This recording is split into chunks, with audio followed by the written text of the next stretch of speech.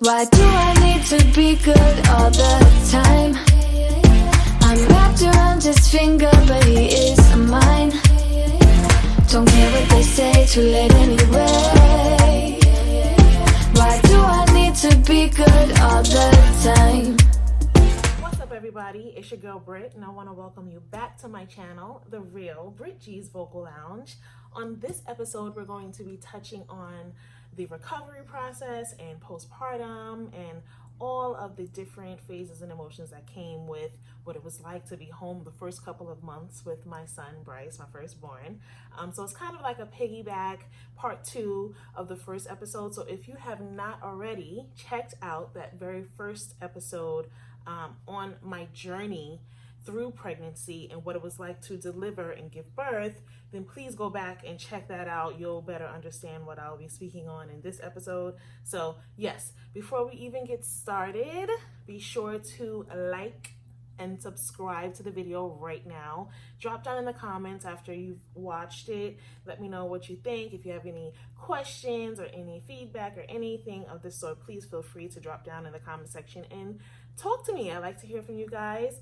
And of course, the comments and the liking and the subscribing is good business for my channel. So please guys, interact with me. I'm here to share my journey in hopes that maybe another woman can relate, or maybe another woman can take from my story and can know what to expect as their first time doing this, giving birth and being a mother. So here we go. So before I start, I do want to mention this will not solely be a podcast or a channel that is based on motherhood and pregnancy and things of that nature, but this was a very unique experience of mine. So I wanted to, like I said in the first episode, just document what my experience was.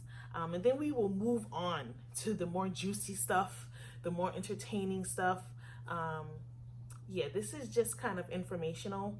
I want to help some ladies out, give them something to possibly look forward to and to expect and what their possibilities are in this journey.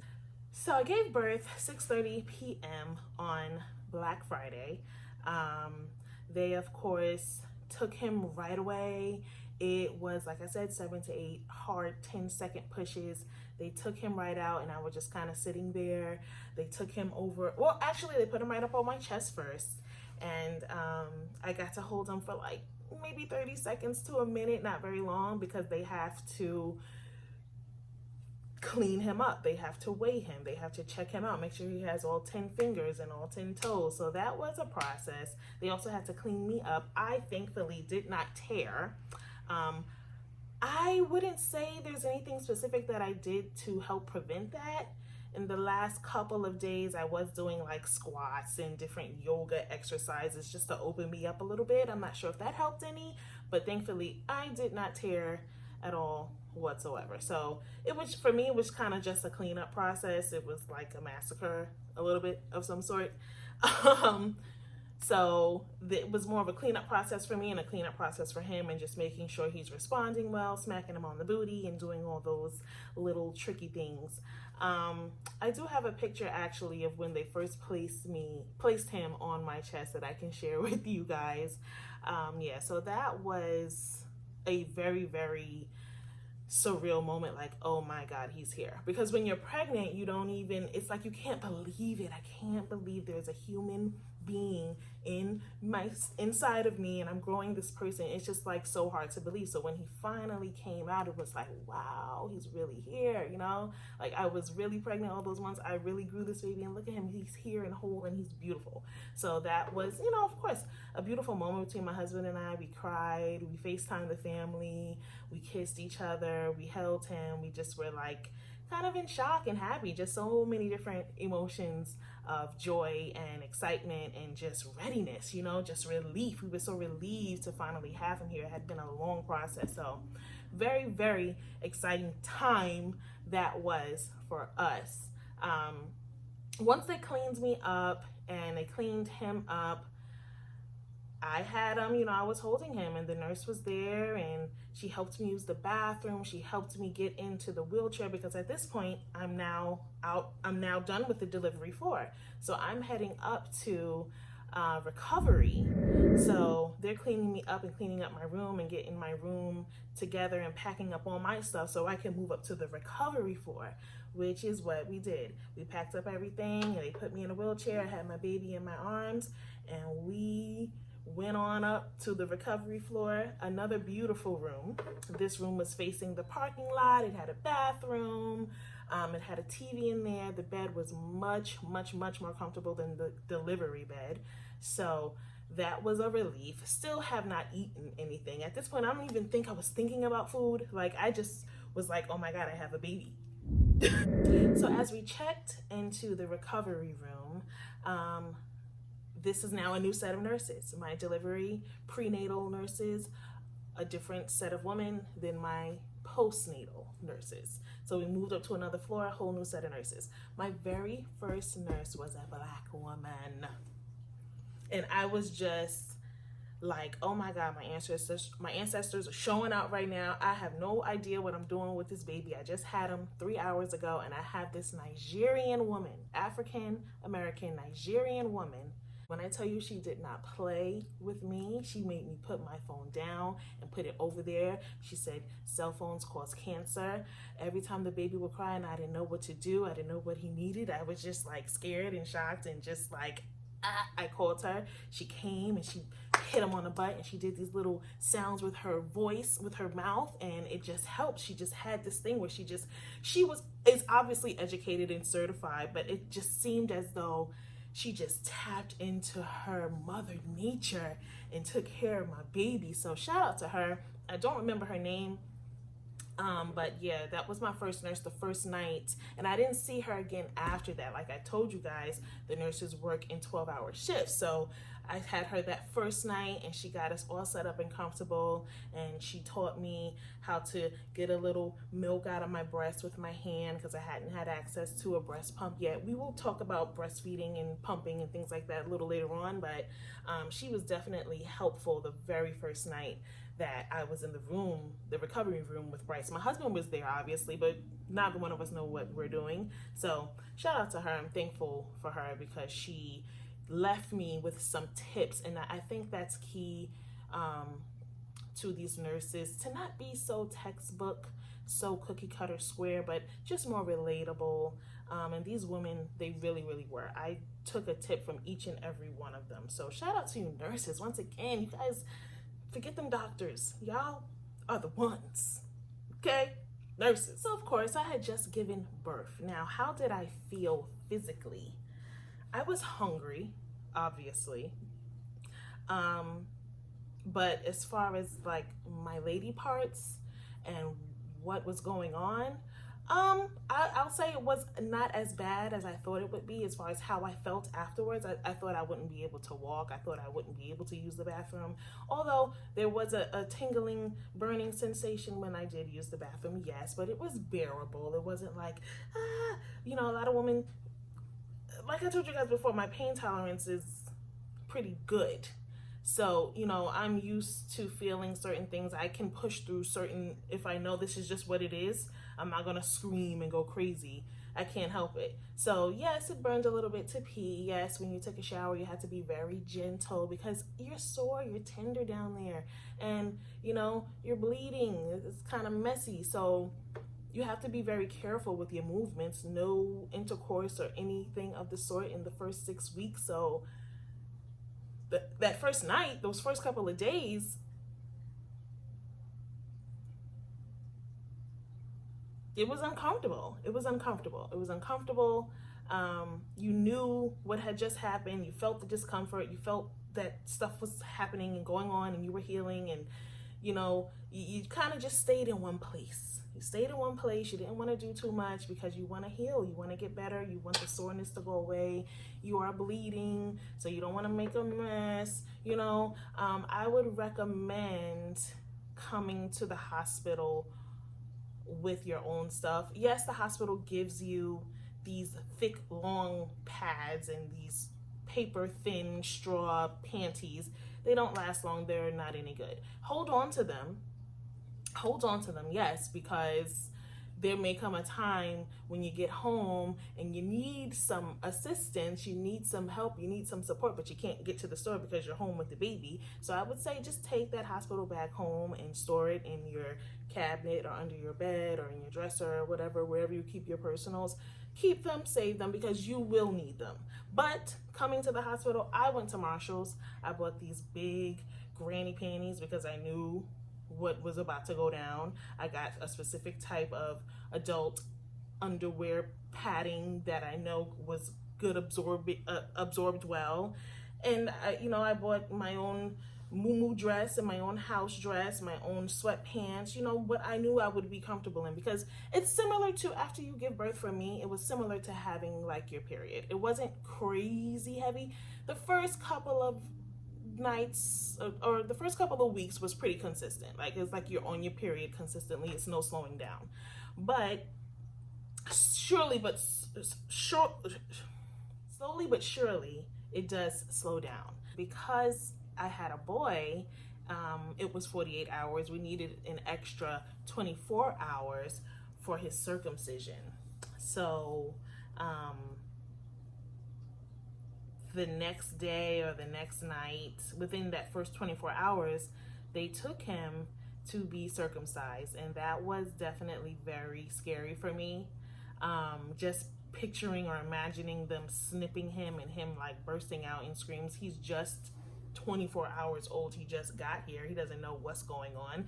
Now he's around all these strange looking people with masks on and tools and scissors in their hands, and he's out of his mommy's womb, the warmth where he's comfortable and knows best. The nurse had to take him. They told me it would take 45 minutes, but he didn't come back until an hour and a half later. And they did not come and say to me, oh, it's taking a little longer than normal. Oh, the doctor is behind. They just kept him for double the time that they told me, and I didn't really appreciate that. I didn't like that. I had just had my baby, so I'm on Mama Bear times 1,000. And you guys told me 45 minutes. It's now been an hour and a half. And mind you, the nurse I had at the time that took him for circumcision was my least favorite. All of the other nurses were relatable. They talked to you. They laughed with you. They were kind-hearted, smiling, joyful people. This one nurse, you could tell she had been a nurse for like a year. She was not seasoned. She was not experienced. She did not have a smile on her face. And she was just very cold, cookie-cutter, textbook type nurse. And I didn't really care for her too much. So she took my baby and she came back double the time, and she just kind of stood there. Now, mind you, my baby is red in the face. He's got a pacifier in his mouth. We did not want to introduce a pacifier to him until we thought it was appropriate. That's me and his father. That's what we discussed. We were somewhat against pacifiers. We weren't going to introduce it to him right away. He came back with the pacifier in his mouth. So that was like strike number 2. I was like, granted, I get it. There's a procedure being done on him. He's being cut. He's probably in pain. He's probably screaming. I get that. So you're going to stuff a pacifier in his mouth. Fine. I just would have preferred to have done that or have had a say in that. That's my personal preference. My husband and I we weren't happy about that. So, but if that's what they felt they had to do, if that is what their procedure is, to stuff a pacifier in a baby's mouth during this circumcision to comfort him during this pain that he doesn't know what's happening, fine. I just would have liked to be involved in that choice somehow. So postnatal nurses and doctors, just keep that in mind when you decide to introduce a pacifier to a baby. Just try to think about what the parents may want for that child. Just try to consider that. Now, mind you guys, I gave birth during the pandemic. 2021 pandemic is still alive and well. We're in 2022 now, and it seems like everybody's outside, but 2021, it was still kind of tight, especially at the hospitals and at the doctor's offices. So the hospital only allowed one guest. Mind you, my mom's here, my dad's here, my aunt is here, my cousin is here. We have other family that's nearby that could have came and visited if they wanted to, but even if they wanted to, only one visitor was allowed to come and see come and see us, come and see the new baby. So of course that would be my mother. My mother was in town. She came all the way this way. She was such a big help before I got checked into the hospital. She waited and she was here. They were all here throughout the process. They just couldn't come and see. So we had to pick that one person. And of course, for me, that would be my mother. So she came and she visited the baby for about a half an hour or so. Not very long because they were headed out at that time. They were headed back to their home. So she stopped by the hospital on her way back, which was special. It was like, oh my God, mommy, I just had a baby. Like, oh my God, your biggest baby just had a baby. You're a grandmother. I'm a mom now. It was so sweet. Okay, guys, so before you can check out of the hospital, there are a number of documents that you have to sign, a number of testing that the baby and yourself has to go through. You have to make sure your blood pressure is normal, have to make sure the baby is eating and that he's pooping. You know, there's a number of different bulletins that have to be checked off before you get the green light to be discharged. Sunday came around. They had been checking me for the past 48 hours. They had been checking Bryce for the past 48 hours. He had his circumcision. We were both responding and recovering well. I was up and they wanted to make sure I was up and moving and on my feet. They wanted to see my swelling go down some. They wanted to make sure that I was eating. They wanted to make sure Bryce was eating. They wanted to make sure that he had to get like blood drawn and just a lot of different testing that he had to go through. He had to go through a hearing aid to make sure that he can hear, and he had to just be responding well to certain tests, which he was. He was an exceptional baby. He still is an exceptional baby. So I didn't really have any worries or concerns about that because, like I said, my pregnancy went well. So I expected him to get here and make great advancements, which he did and is still doing. We also had to watch videos on crib deaths and postpartum and when you get frustrated, put the baby down. There's like a shaking syndrome that if you get so angry, sometimes you kind of lose control of yourself in the moment and you shake the baby too hard, your baby can be affected for life. So we had to watch maybe 5 or 6 different videos about how to properly care for the baby, what is the proper way to lay the baby down to sleep. You know, so we had to spend time watching videos and there was just a lot of different things. Finally, got the green light, signed up all the papers, and the nurses, honestly, the doctors too, they were moving so slow. I had to like open my door, get up out of my bed, pack up all my stuff, have my husband bring up the car seat, because I'm like, yo, y'all are taking y'all sweet time. I've been in here since Wednesday. Me and my son are doing fine. We're ready to go. I'm hungry. I want to get home to all of his stuff, to all of my stuff. I need to get, at this point, I feel like a prisoner. You know, can't go nowhere. You're in this bed. You're in this small room. You're away from home. There's people checking in on you every hour. So I was ready to go. I felt like I was in a cell. So, and they were dragging their feet. They were taking their sweet time. So I had to open my door, pack up all my stuff, pack up my kid. Like, nah, let's go. Hurry this up. I'm watching y'all. What are y'all doing? Nothing. Come and check me out. Come and discharge me. Read me my rights. Give me my baby's birth certificate. Whatever the hell you need to do. Let's go. Because they were trying to like drag the situation out. And I'm like, no, I've been here long enough. Don't waste any more of my time. Let's go. It's time. Let's go. So we were out of there by like 1 o'clock. We had all of our papers. We were all packed up. The room was clean. I had spoken to the pediatrician. I had spoken to the doctor. Everything was A-okay, and it was time to go. Finally, checked out. My husband pulled the car right up to the front door. The nurse brought me down in a wheelchair. I had my baby in my arms, and we were out of there. We were out. We were home. First thing I did when I got home, eat. I like to eat, guys. I don't know if you guys noticed that. This pregnancy took away my ability to eat for 9 months, so now I'm kind of catching up. So yeah, as soon as I got home, I ate a big old fat plate of Thanksgiving food. Shout out to my dad for leaving that for me. And I also had a drink. I believe it was definitely vodka. I can't remember if it was Tito's or Ciroc, but I had a nice big fat drink that my husband made for me. It was like a lemonade spritzer. Boy, good times, okay? Felt great, felt amazing. So the first couple of weeks home were pretty blissful. He was just this tiny thing, and it was like he wasn't real. It was still so surreal, so unreal. It was not real. He did not seem real. We have this very important entity in the house. It is not just you and I anymore. It is me, you, and this very, very precious baby that we just brought home from the hospital. This is so sweet, so special. Don't talk too loud, don't yell. The baby's sleeping, mommy's recovering, daddy is at work, and we're here, and everything is just so, oh my God, the baby is home, you know? So we didn't have any guests right away. I think my sister was the first one to visit us, and he was like 3 weeks at the time. So the first 2 weeks, it was just Wade and I, and Wade was off. He had a little bit of a paternity leave.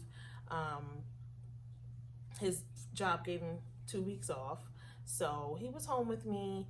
We did not sleep. The baby was still getting up at that time, newborn every hour.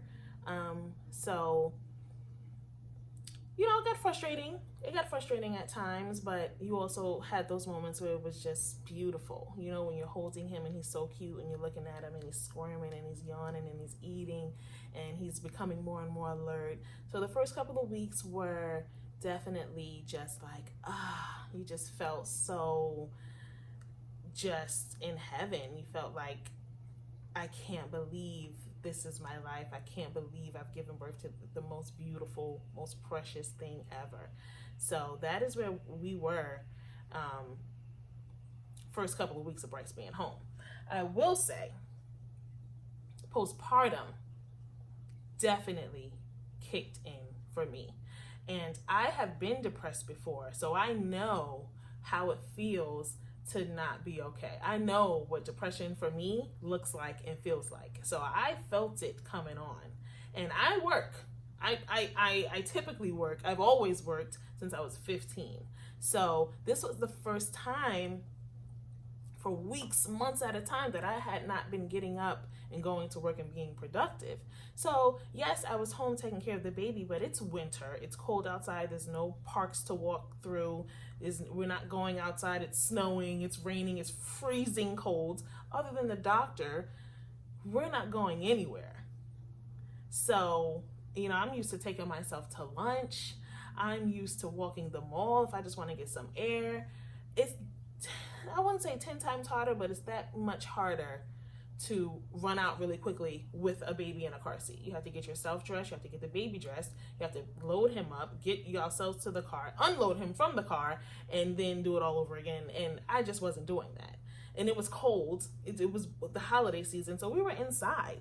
Depression kicked in for me around January, around 6 weeks after the holidays had come and gone, after Christmas and New Year's had come and gone, and everything had kind of settled in, and the family had met the baby. It was like, okay, what now? I don't go back to work until March. So I had all of January, all of February, and I was literally just cleaning the house every day, taking care of the baby every day. I wasn't getting dressed. My hair was a mess. I wasn't going to the nail salon or doing the things that I wouldn't typically do for myself, you know? So depression, it kicked in.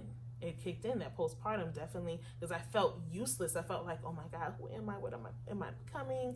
Am I, you know, no longer going to be this professional? Am I going to lose myself? You know, look at me. Oh my God, woe was me. It wasn't a fun time, because I'm used to being productive. I'm used to having a list of things to do. I'm used to being a busy girl, but I was parked home with my baby. So that experience for me was new. It was new. I wasn't used to being stuck, it felt like. And I wasn't really getting any visitors. people were texting and I was posting a lot of pictures of Bryce. So I received a lot of conversation, via Facebook and things like that. But I'm a people person. I like to be in person with people. I like to mingle. And I just, even if I had a newborn baby, even if I had anybody to do that with, I probably wouldn't, because I had this gentle child with me. So I was just so bored. I was so bored to the point where I had made up this entire list of business for me, personal business for me to handle. I had taken care of everything, and we're in mid-January, so I'm like, what now? Okay, start working out. I'd rather go to the gym. Working out, I don't want to be home. I was really, really bored, and I started to, if I'm honest, I started to resent my husband a little bit for being able to leave the house whenever, however he wanted to. Even though he wasn't doing anything, he still was able to come and go easily, freely. He was able to be away from the baby for a certain amount of hours during the day. Even though he's just at work, you're not home at every beck and call, every diaper, every bottle, every poop, every time he wets himself, every time he needs to go to sleep, every time he gets up, you're at the beck and call of this child. So I started to I slipped into that postpartum, and I felt like I was doing everything I could to avoid it, because like I said, I had been depressed before, so I know how to get myself out of it, and I know how to avoid it. But when you become a mom, that's a 24-hour job. There's no getting away from that. So it was a new thing for me. I had been depressed before, but for selfish reasons, like I was going through something and I just didn't know how to get out of it type of situation. But in this case, I have my child and I have no choice but to take care of him and also fulfill my needs. How do I do that? So it was a struggle. I felt lonely. Like I told you guys, I'm away from my family. So I didn't have aunties or mommies or grandmas or anyone coming by to make dinner or hold the baby or allow me to take a nap, it was just Wade and I. And I'm grateful for my husband. I'm grateful for this. He's a great father. We're still both new parents, so I don't want to praise him. We're still both learning, but he had my back. He paid all the bills. I was making half my income at that time. America needs to work on that, because I was broke during maternity leave. I made half my money, maybe even less than half. So shout out to my husband for making sure I didn't slip into debt. But yeah, I couldn't treat myself to the nail salon. I couldn't treat myself to the hair salon. I couldn't treat myself to a $40 lunch on Friday. Things that I would typically do for myself, I just couldn't do. I was just doing nothing but stuff around the house. So it was cold out, and I was not happy. I wasn't happy. So, but what helped for me was having things to look forward to. I would travel again once Bryce became 2 months and he had a couple of shots and he had been to the doctor a couple of times. I got back in my car. I got back up and down the interstate visiting family. My husband took me places. He would drive sometimes I would drive and go by myself and give him a break. So, because it's just crazy. In order for us to get a break, we kind of have to travel. So I would go to my aunt's house and leave Wade home, and my aunt would take care of the baby the whole time that I'm there, so I can just relax. But at the same time, I'm away from my husband. Unfortunately, we had to leave town to get any sort of help, unfortunately. So, but I'm grateful. I'm not complaining.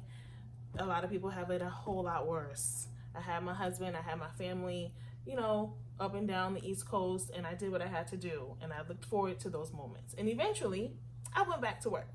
So once I was getting back up and making breakfast, and the weather started changing, I could take Bryce on walks, and we go out to lunch sometimes. I've taken him to sushi. We've been to the buffet. We have been, to a couple of places now that he's more alert and he's stronger. He's 6 months now. He'll be 6 months on tomorrow, Thursday. So that helped me when I was able to get back out there, and I started making my money again. Oh my God, I booked my hair appointments. I got my nails done. I did a little shopping. Like, those are things that I enjoy. Those are the things that make me who I am, you know? I don't care. Judge your mama. Listen, I enjoy treating myself to, pampering myself. I enjoy that. So once I was able to get back to that point and I was able to just treat myself to the nicer things, my husband was paying the bill, so I didn't want to ask him. I didn't want to be like greedy. I'm just like, I'll just wait till I go back to work. He treated me a couple times because, there was Valentine's Day, there was Christmas, so it's not like I was going without completely, but I didn't want to pressure him as he was paying our bills at the time. So I really just had to wait. And I'm not really the type to ask for money, like, especially my husband. Like, I just never been that girl. I don't know. I've never really been the type. I've always worked. I've always had my own, and I was raised by financially independent women. So although I have this loving, supportive husband, I don't ask financially. I don't ask him for a lot. I ask him for things, yes, to do things or take me places, or, he treats me to stuff on holidays and occasions, yes, but I don't randomly be like, oh, babe, I need $300 for these bundles. Like, I don't do that. I work for it. I work for it. If he sees I want it, he knows that I want it, and he surprises me with it, then that's what he does, and he does that. But mostly, I don't really like having to put my needs and wants in someone else's hands. I like to be solely responsible for the things that I enjoy. I don't want anybody telling me no. I told you guys I'm spoiled. In conclusion, guys, I want to leave you with my experience on breastfeeding and formula, the formula shortage that America is dealing with right now, amongst many, many, many, many other things. I don't want to get into politics or start speaking out of place or out of turn, but it is tough right now just wanting to be safe. Just the level of safety right now is questionable.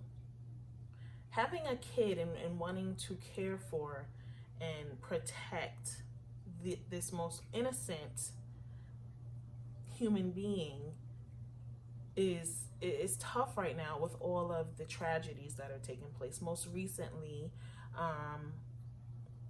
there was a killing, a mass murder that took place at a New York grocery store. And as of yesterday, we learned about 15 to 20 kids and teachers being murdered at an elementary school in Texas. So just along with the formula shortage, I was just at the grocery store yesterday. I grabbed the last 2 off the shelf. It's to the point where my son is not even drinking the formula that he started off drinking. We've had to switch formulas now like 2 or 3 times. Thankfully, he is still responding well, and we are still pleased with his advancements, and he's as alert, and he's sitting up, and he's learning to crawl, and he's talking, and he's laughing, and he still seems fine to us. We're not noticing any side effects or anything like that. I'm not sure if it's too early on. This is very new for me. But if you're a mom that breastfeeds, you don't really have to worry about that. You thugged it out. You thugged it out. Me, after this first 6 to 8 weeks, he was strictly eating breast milk. I never put him on my boob. I only pumped and fed him by bottle. From the time I got pregnant, even before I got pregnant, I knew I was not putting my baby on my breast. My breast is for my husband. So when I think of a mouth on my nipple, I don't want those. If I'm honest, I just didn't want those lines crossed. That's a sexual act to me, and I don't want my baby on my breast and my husband on my breast. Like, I had to just create some type of boundaries. However, like I said, I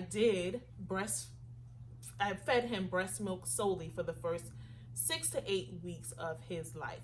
Once Christmas and New Year's and the holiday rolled around, I slowed down a little bit. I dried up a little bit, and we did like half breast milk, half formula. Now we just do strictly formula. I didn't like the sensation of the breast pump and it pulling. My breasts were going flat. I was not having that. I was not having that.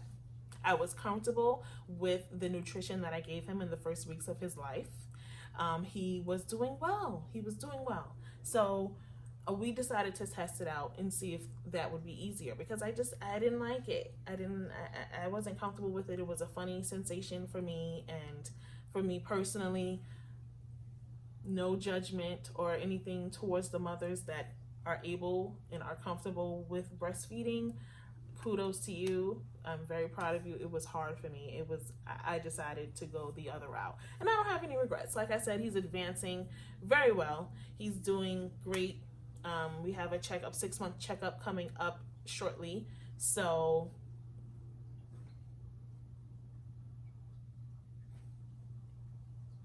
eventually we've actually introduced fruits, an apple. We've introduced banana, pear.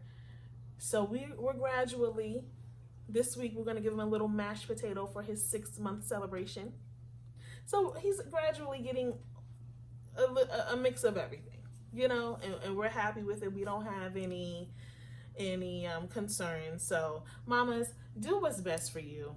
I know everybody says, oh, breastfeeding is the best for the baby, which it probably is, yes, but it's taxing on your body.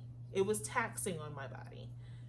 My waist was, that's why I say I would do it the first couple of weeks. I'm not telling you guys what to do, but the first couple of weeks, it helped my waist and my uterus contract back to its normal size. So I would definitely give it a try and see if it works for you or not. I gave it a try. It didn't work for me. I felt like I needed to make some changes, so I did that. So that's what I would say. He's 6 months now. And the summer is here, so we are getting him together for the pool and all the vacations, and that's what my first 6 months as a mom has been like. He's been a great baby. He gets up maybe once overnight now. We feed him once and he goes right back to sleep. It's no big deal. He sleeps until about 7 or 8 in the morning, and he has his little routine. He watches PBS cartoons, he plays with his toys, and then he comes out here with me. And because I'm working, so I have to keep an eye on him. I have a camera watching him, and he's like 100 feet away, so I just run back and forth all the time, checking up on him while I'm working. And he's learning how to keep himself entertained, because he's an only child right now, and I won't be having another kid for another couple of years. So it's important that he knows how to keep himself entertained, and it's not all up under mommy, all up under daddy all the time, because we are busy individuals. We are working to provide a lifestyle for him, so we want to make sure he's not too clingy. And so far so good. He has his moments where he wants to be held, or he wants to be walked around, or he wants to sit in my lap, or he wants to sit next to us on the couch like a big boy. He has those moments, and that's fine. And take on those moments. Don't get mad when the baby wants to be held or wants to be near you. They are these little tiny human beings for that long.